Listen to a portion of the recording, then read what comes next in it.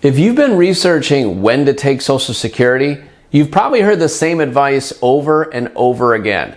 Don't take it at 62.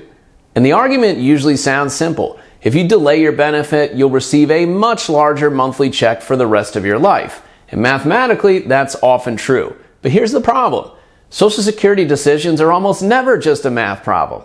In real retirement plans, there are many situations where filing early at 62 can actually be the smarter financial move. In fact, there are 5 situations where taking Social Security early can protect your retirement plan, reduce risk, or give you more flexibility than waiting. So in this video, we're going to look at the numbers first. We'll compare claiming at 62, claiming at full retirement age, around 67, and claiming at age 70.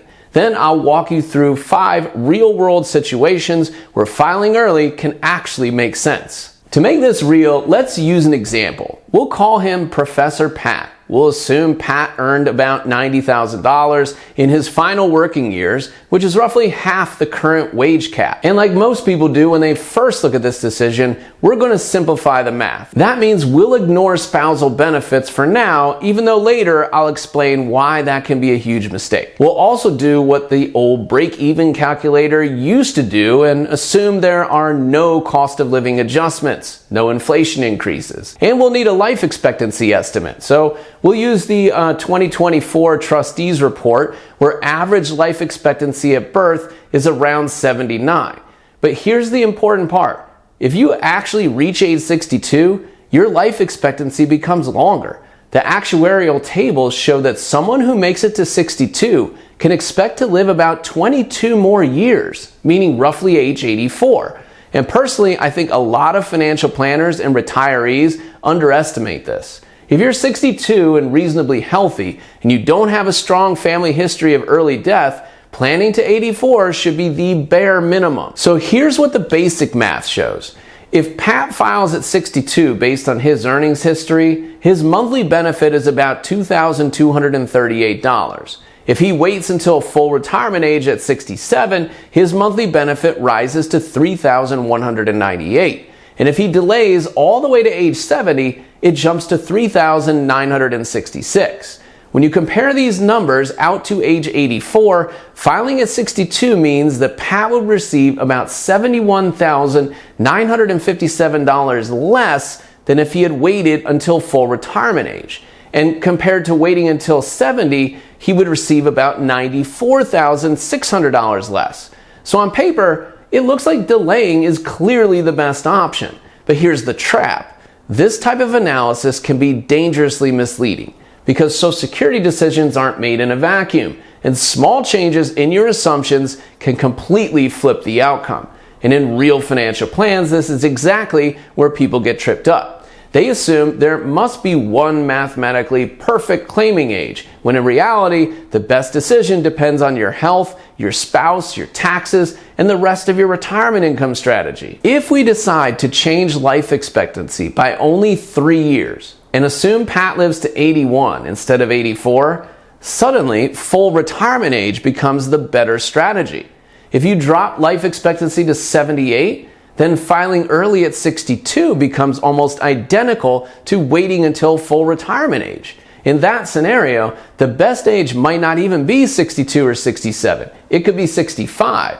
And cost of living adjustments make this even more complicated. We assumed 0 COLA increases, but in real life, Social Security benefits usually rise over time, just maybe not as fast as we'd like.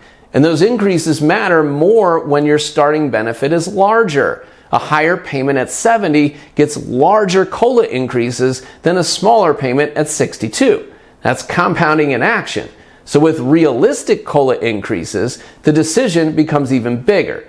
At age 84, filing early instead of full retirement age could be a $168,000 difference. Filing early instead of waiting until 70 could be a $246,000 difference for Professor Pat. That's not a small mistake, that's a retirement-altering decision. This is exactly why Social Security removed the break-even calculator. It gave people the illusion that this was a simple decision. But personal finance is personal. Your life is not a formula. To make the right decision, you need to look at 3 things: the break-even math, your personal circumstances, and the other benefits or opportunities that filing might unlock. Your health matters, your savings matter, your spouse matters, your lifestyle matters, and your retirement plan matters. And it's worth remembering this: the average retirement age in the United States is still around 62. That explains why roughly 2/3 of retirees file for Social Security before full retirement age. But just because you retire at 62 doesn't mean you automatically need to file at 62. If you have savings, investments, or a pension you can turn on, you may be able to delay and let your benefit grow. Every year you delay increases your Social Security benefit by roughly 8%. And if your investments aren't expected to grow at 8%, delaying Social Security could actually be the better return. But filing early isn't always wrong. There are situations where taking Social Security at 62 is not just reasonable, it's smart. So instead of treating Social Security like a one-size-fits-all math problem, let's look at the real situations where filing early might actually be the smarter move. If you're looking for even more clarity, that's what See the Forest Delete is for. This is where I go deeper, speak more directly, and focus on what actually matters without worrying about headlines, algorithms, or clickbait. At See the Forest Delete, you'll get access to members-only videos that aren't on the public channel. The Members Elite tier is just $9.99 a month. Hit the join button to enter. I'll see you on the other side. And now back to the video. The first and most obvious reason to take Social Security at 62 is if your health is poor or your family history suggests a shorter life expectancy because something has always happened. If you have medical issues, serious diagnosis, or a strong family trend of early death, delaying Social Security may not benefit you, because the entire advantage of waiting is based on living long enough to enjoy those larger checks. If you don't reach your break-even age, then waiting simply means you collected less money while you're alive. Filing early ensures that you get value out of the system while you still can, and it prevents the risk of paying into Social Security your entire life and barely receiving anything back. If your odds of living past your break-even point are low, taking benefits early can be the most rational decision that you can make. One of the biggest mistakes that people make is assuming retirement is only about maximizing dollars, but retirement is also about maximizing life. Your early retirement years are often the best years you're going to get. That's when you still have the most energy, the most mobility, and the most mental clarity. And for many people, that window doesn't last forever. So if filing early gives you the freedom to travel and pursue hobbies and spend time with your kids or grandkids, or simply just enjoy your life while you're still physically able to, then taking Social Security at 62 might be worth it, even if it reduces your benefit later on. Money's not only meant to be optimized, it's meant to be used. And sometimes taking benefits early is the difference between enjoying your retirement and just surviving it. Now here's a reason that doesn't get talked about enough. If the stock market drops sharply right when you retire, filing early can actually be a smart defensive move. Financial planners sometimes call this sequence of returns risk. If markets fall early in retirement while you're withdrawing money, it can permanently damage a portfolio. Imagine you're living off your investments at 62, delaying Social Security, and then boom, the market crashes 40 or 50%. If you keep pulling money out of your portfolio during that crash, you're locking in losses and damaging your long-term retirement plan. But if you file for Social Security early during a downturn, it can reduce the amount that you need to withdraw from your portfolio, giving your investments time to recover. And in some cases, it can even create opportunity. If the market crashes and you file for Social Security early, you could use that income to cover expenses while leaving your portfolio untouched. Or you could even invest more while markets are down. That flexibility can be really valuable. Now, reason number 4 is that Social Security taxation is based on something called provisional income. Depending on your total income, up to 85% of your Social Security benefits can become taxable.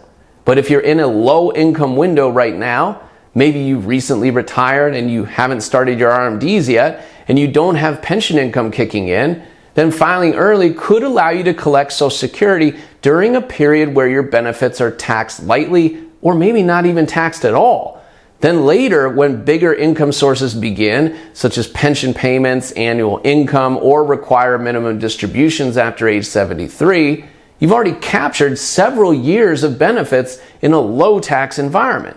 This strategy doesn't apply to everyone, but for retirees who have a low income gap early in retirement, filing early can sometimes reduce the lifetime tax bite. And finally, reason number 5.